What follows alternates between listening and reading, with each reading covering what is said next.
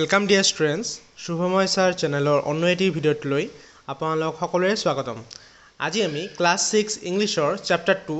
টম সয়াৰ এই অধ্যায়ৰ আটাইখিনি পাঠভিত্তিক প্ৰশ্ন উত্তৰৰ বিষয়ে আমি আলোচনা কৰিম। তো তোমালোকে যদি এই চেনেলটোত নতুন আহিছা তেন্তে এই চেনেলটো অতি সোনকালে সাবস্ক্ৰাইব কৰি দিয়া আৰু লগতে বেল নোটিফিকেশনটো অন কৰি দিবা যাতে এই দৰে বনোৱা ভিডিঅ'বোৰ তোমালোকে সকলোৰে আগত পোৱা। তো বলা আজি আমাৰ ভিডিঅ'টো আৰম্ভ কৰা যাওক। 1 নম্বৰ প্ৰশ্ন হৈছে Let's find out how much we have understood.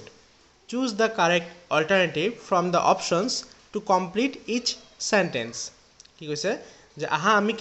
কিমান বুজি পালো জানিবলৈ চেষ্টা কৰো প্ৰতিটো বাক্য সম্পূৰ্ণ কৰিবলৈ তলৰ বিকল্পসমূহৰ পৰা শুদ্ধ বিকল্পটো বাছি বাক্যশাৰী সম্পূৰ্ণ কৰা মানে অপচন দিয়া আছে তাৰ ভিতৰত কোনটো শুদ্ধ অপচন হ'ব হেতু বাহিৰ কৰিব দিছে। প্ৰথম নম্বৰ হৈছে A On a Saturday night Tom and Huck went out to find মানে এদিনাখন শনিবাৰৰ ৰাতি টম আৰু হাক বিচাৰি গৈছিল কি বিচাৰি গৈছিল অপচনবিলাক হৈছে ঘোষ্ট মানে ভূত হিডেন ট্ৰেজাৰ্স মানে গোপন ধন থিপস মানে চোৰ আৰু টুলস মানে সজুলি কি বিচাৰি গৈছিল যে হিডেন ট্ৰেজাৰ গোপন ধন বিচাৰি গৈছিল। বি নম্বৰ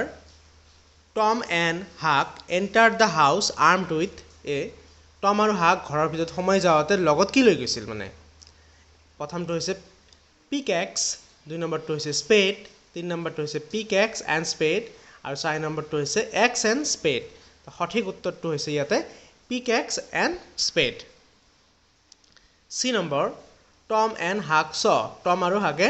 কি দেখিছিল মানে এক নম্বৰ হৈছে টু মেন এণ্টাৰিং দুটা মানুহ সোমাই যোৱা দেখিছিল নে দুই নম্বৰ হৈছে one men entering the house এজন মানুহ সোমাই যোৱা তিন নম্বৰ হৈছে Joe entering the house Joe মানে সোমাই যোৱা ঘৰৰ ভিতৰত আৰু three thieves entering the house মানে তিনিটা চোৰ ঘৰৰ ভিতৰত সোমাই যোৱা কোনটো দেখিছিল যে টু মেন এণ্টাৰিং দুজন মানুহ সোমাই যোৱা দেখিছিল। ডি নম্বৰ থেংক গড উই হেড এ নেৰ' এস্কেপ হু ছেড দিছ টু হুম ধন্যবাদ ভগৱান আমি কোনোমতে বাচিলোঁ কোনে কাক কৈছিল এইটো অপশ্যনবিলাক হৈছে টম ছেড ইট টু হাক টমে হাকক কৈছিল দুই নম্বৰ অপশ্যন হৈছে জো ছেড ইট টু হক জোৱে হাকক কৈছিল তিন নম্বৰ অপশ্যন হৈছে হাক ছেড ইট টু জো হাকে জোক কৈছিল আৰু চাৰি নম্বৰটো হৈছে হাক ছেড ইট টু টম হাকে টমক কৈছিল। তো ইয়াৰ শুদ্ধ উত্তৰটো হৈছে টম ছেড ইট টু হাক মানে টমে হাকক কৈছিল এই কথাষাৰ। এতিয়া দুই নম্বৰ প্ৰশ্ন আহিছে যে read the story and answer the following questions briefly in your own words কৈছে যে কাহিনীটো পঢ়া আৰু তলৰ প্ৰশ্নকেইটাৰ উত্তৰ দিয়া নিজৰ ভাষাত। এ নম্বৰ প্ৰশ্ন হৈছে যে what did Tom always dream of টমে সদায় কি সপোন দেখে ইয়াৰ এনচাৰ হৈছে Tom always dreamed of finding boxes of hidden treasures in haunted house মানে টমৰ সদায় সপোন আছিল যে বাকচ মানে বিচাৰি ওলোৱাৰ কিহৰ হিডেন ট্ৰেজাৰ গোপন ধনৰ বাকচ কোনটো ঘৰত ইন হণ্টেড হাউচ মানে ভূতৰ ঘৰত গোপন ধনৰ বাকচ খুজি ওলোৱাটো টমৰ সদায় সপোন আছিল। বি নম্বৰটো হৈছে কি what plan did Tom make with friend Huck টমে হাকৰ লগত লগ হৈ কি পৰিকল্পনা বনাইছিল তেন্তে ইয়াৰ উত্তৰটো হৈছে টম উইথ হিজ ফ্ৰেণ্ড হাক মেড দ্য প্লেন টু গ' on a treasure hunt on a Saturday evening মানে টমে কি কৰিছিল হাকৰ লগত এটা প্লেনিং বনাইছিল যে শনিবাৰ সন্ধিয়া সিহঁতে ক'ত যাব ট্ৰেজাৰ হাণ্টত যাব মানে ধন কি কৰিব হাণ্ট কৰিবলৈ যাব ট্ৰেজাৰ হাণ্ট কৰিব যাব। 3A let us learn some words and their meanings তেন্তে কিছুমান শব্দ অৰ্থ আছে সেইখিনি চাবা দৰকাৰী যেনেকৈ হণ্টেড হাউচ হণ্টেড মানে হাউচ হৈছে এ হাউচ ভিজিটেড বাই ঘোষ্ট মানে সেইবোৰ ঘৰক কোৱা হয় হণ্টেড হাউচ যিবোৰত ভূত আহে মানে। মিড নাইট মানে হৈছে 12 o'clock at night ৰাতি 12টা বাজিলে মিড নাইট বুলি কোৱা হয়। Thief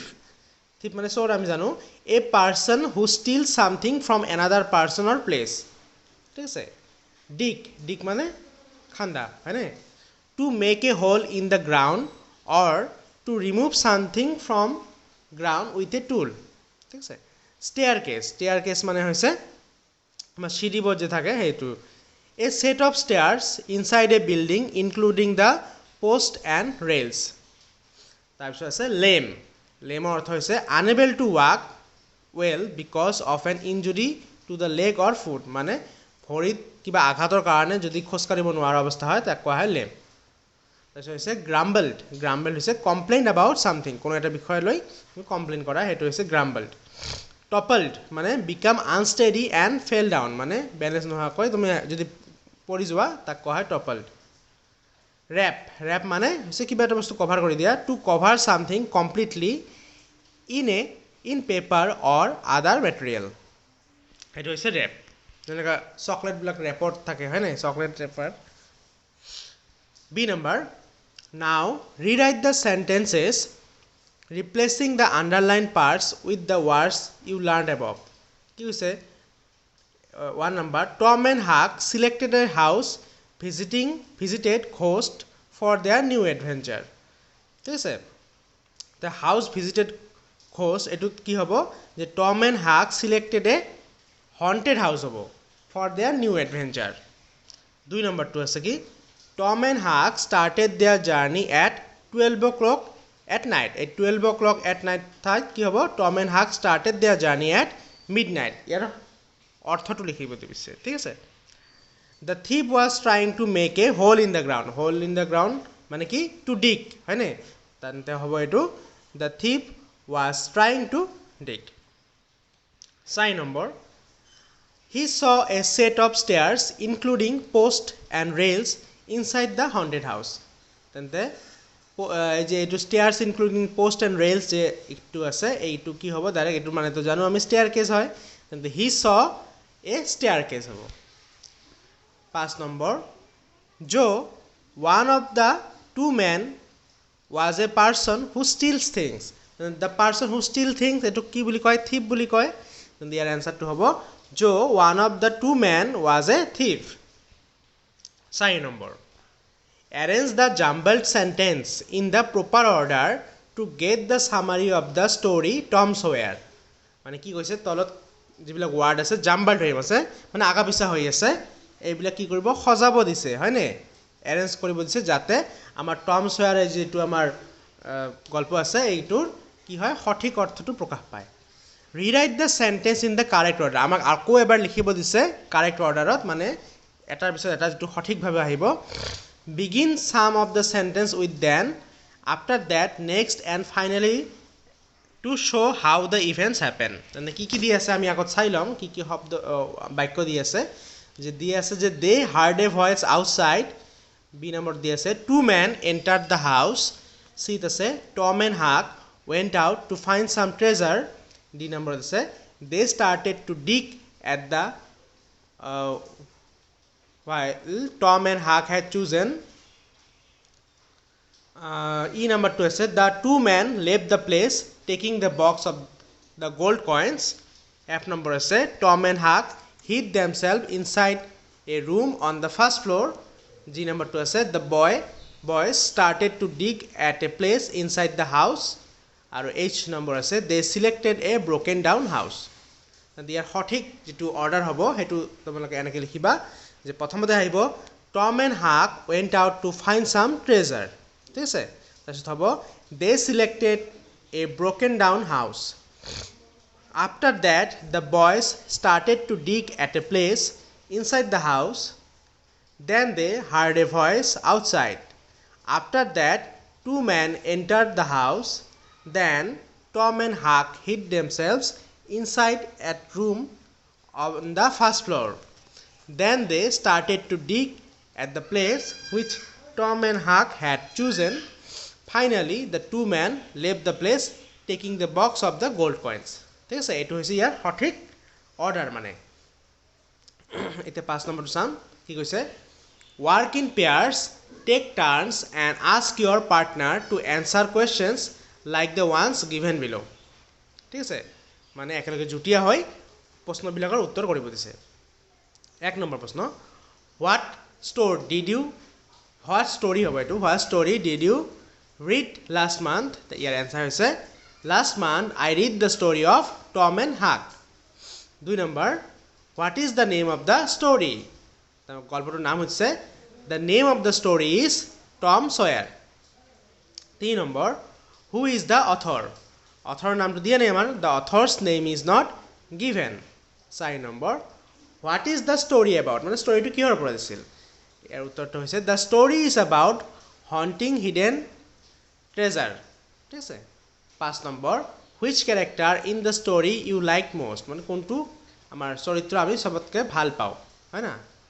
in the story I like the character of Tom most Tomৰ চৰিত্ৰটো সবতকে ভাল লগা 6 number who was the character in the story you didn't like মানে কোনটো চৰিত্ৰ আমি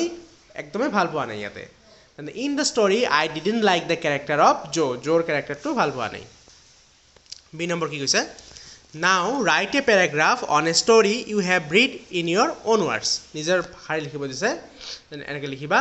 যে a story I have read now is Tom Sawyer so I have written the following paragraph from the story etu story hobo sorry story নহয় story hobo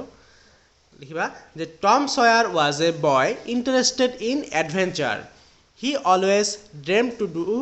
some adventure deeds one evening he with his friend Huck went to a haunted house in search of hidden money